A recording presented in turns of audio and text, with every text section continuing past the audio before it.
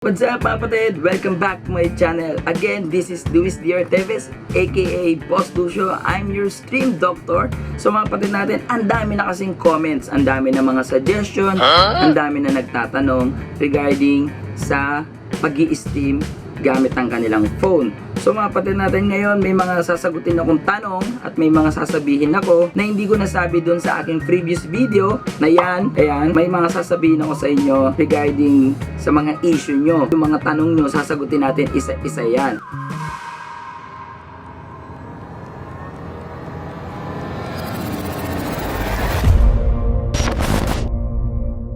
So mga kapatid, kung wala kang PC at gusto mo mag-stream using your mobile phone, pwede naman.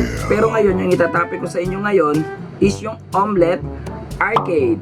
So may mga tanong dito sa comment section natin, dito kay Mond Gaming, bakit po naglalag ang live stream gamit ang Omelette Arcade? Again mga kapatid, ang Omelette Arcade po, it's a app sa mobile phone. Kung yung mobile phone mo eh medyo low tech na, di ba? Low tech na, I mean medyo luma na. Hindi na talaga mag-work masyado guys si Omelette Arcade. Kasi mga kapatid, nag-a-update yan si Omelette regarding sa mga latest mobile phone and mga latest app. Ang masuggest talaga mga kapatid, meron kayong magandang specs like kahit sana guys at least 8 GB RAM or mataas na processor. Hindi ako ganun kateki sa mga Android, pero sa iOS mas maganda siguro mga kapatid 6 plus pataas, kaya pa ng Omelette Plus yung nilalaro nyo. Depende pa sa nilalaro nyo mga kapatid. Kung ang nilalaro mo lang naman is Mobile Legend, kaya pa siguro kasi pwede mong kontrolin yung graphics, pwede mong babaan. Kung mga Call of Duty or PUBG, hindi ko lang sure, pero kung mga phone mo is XX Max pataas, for sure yan, kayang-kaya pa yan. So meron pang tanong dito mula kay Jomel Letran, bakit po sa Oppo ayaw gumana? Hindi ko po alam. Baka po meron ka lang mga nagawang mali or what, or internet problem, or baka sobrang lumang Oppo na yan. Yun lang yung mga possible dyan. Next natin kay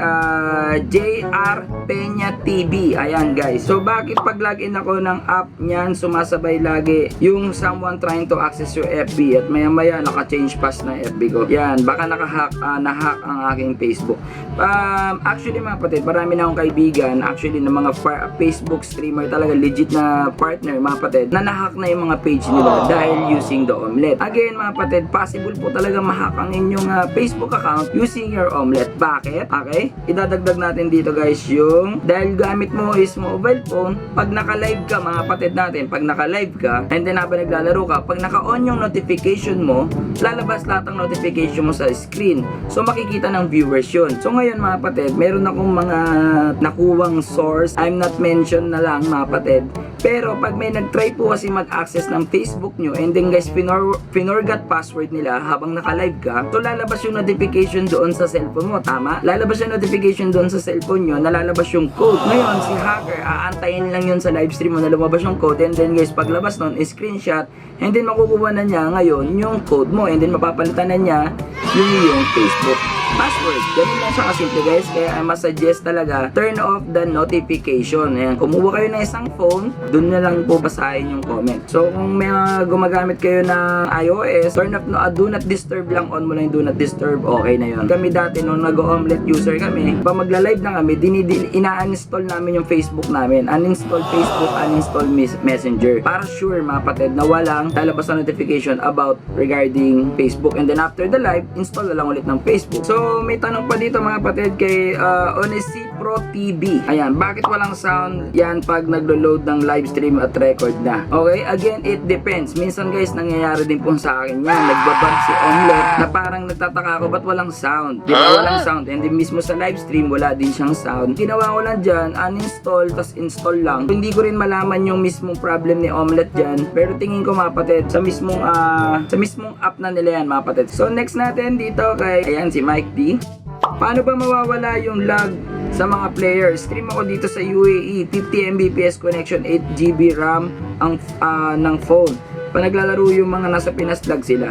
Yes, lag talaga yun. Yes, cross server yun mga kapatid. Cross server. Actually, hindi ako ganun kabihasa sa server ng Mobile Legends. Pero ang alam ko mga kapatid, kasi nung nasa Thailand ako at Malaysia ako, pag may kalaro akong taga Pinas, hindi kami naglalag. Hindi ako sure ha. Pero kung nasa UAE ka na, medyo malayong part na ng Asia yan, baka ibang server na yan. Siguro Japan, ibang server yan for sure. Kasi sa laki ng Japan, for sure may sariling server yan. Ta Korea, sa laki ng Korea, may sariling server siguro yan mga kapatid. I'm not sure. Pero isa lang masasagot ko doon, possible na lag talaga kayo mga kapatid kasi cross server. Kasi una sa lahat yung time nyo guys magkaiba, di ba? Dito kunyari gabi, doon umaga, may ganun eh. Ito yung maraming tanong sa akin, pero ito na lang yung ilalagay natin mula dito kay Just Evine. Hindi ko alam paano basahin, Just Evine, Just Evine, ewan ko. So need po ba ng PC para magka-cam ng omelet? Ang mga tanong dyan mga kapatid, ang sabi, boss, paano magkakaroon ng face cam using the omelet? Yes, may face cam ang omelet, pero mga kapatid, automatic po yun, yung front cam ninyo yung magagamit na face cam. And then syempre habang naglalaro kayo nyan, pag gumagalaw yung phone, gagalaw din yung camera. Gagalaw din yung camera. So yun yung disadvantage nun. Possible ba na dalawa yung phone mo, yung isang phone mo pang camera, yung isa pang live stream? Inisip ko na yan, pero malabo. Malabo yun kasi mga kapatid, wala ka namang ibang device na pwedeng pang recognize dun sa isang phone para ma-recognize nung isang phone mo yung isang phone. So ganon, wala.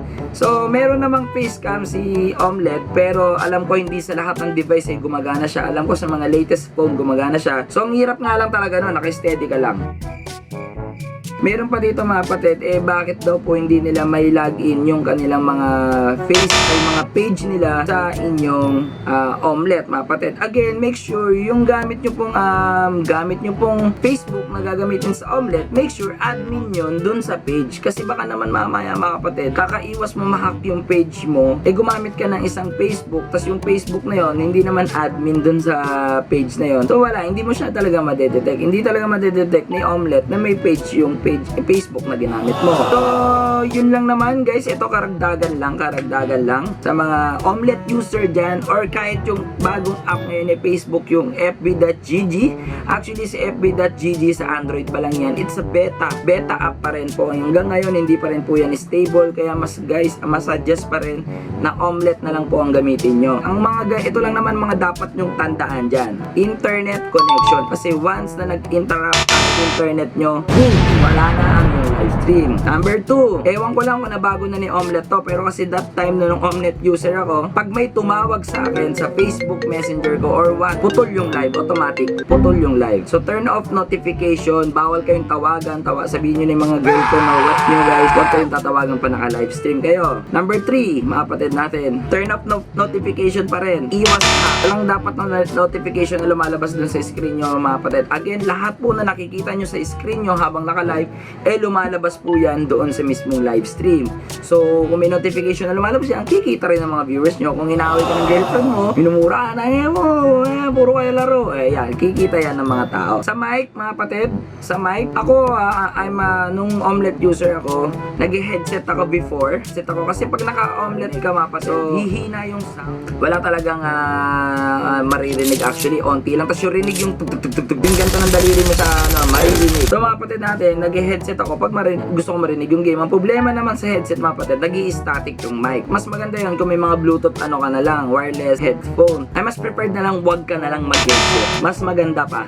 Mas comfy ka pang mag-stream ng walang headset. Make sure yung phone mo kaya mag-run ng dalawang application ng sabay. Actually si Facebook umaandar talaga yan sa background apps ng phone natin, di ba? So mga kapatid natin, make sure mga kapatid, medyo mataas-taas naman yung phone natin. Okay? Pero kung may mga high-end phone ka, sure na kayang-kaya yan. Internet problem lang yung nangyayari sa inyo, kaya nagkakaroon ng interrupt. Maraming advantage si Omelet. Pero napakarami rin pong disadvantage ni Omelet po, mga kapatid. Una advantage po ni Omelet, mga kapatid, comfy ka mag-live stream. Kahit anong pwesto mo, kahit ano, umiihi ka, di ba? Pwede kang magtuloy-tuloy. Kumakain ka, pwede guys. Kasi hindi ka naman nasa PC, kailangan na nasa isang place ka lang. Disadvantage niya, napakarami nga like what I said. Unang-una sa lahat mga kapatid, pag nagka-problema yung internet mo, babay ka na. Ano pa yung mga iba? Yun nga, yung audio, yung facecam, yung stability, mabilis mag-blur. Kasi nga dahil phone, depende pa sa phone mo kung pangit yung phone mo, pangit din yung live stream. And sa mga FPS games like CDOM, PUBG, pag inon nyo po yung mic nyo dun sa during the laban, di ba pwede po kayo mag-mic doon? Pag nagma-mic po kayo doon, di ba maririnig nyo yung mga teammate nyo? Ang disadvantage naman doon, mawawala po yung sound sa live. Mapupunta naman doon sa game. Pag pinatay mo naman yung mic, mapupunta yung mic doon sa live. Pero hindi mo naman marinig yung mga teammate mo.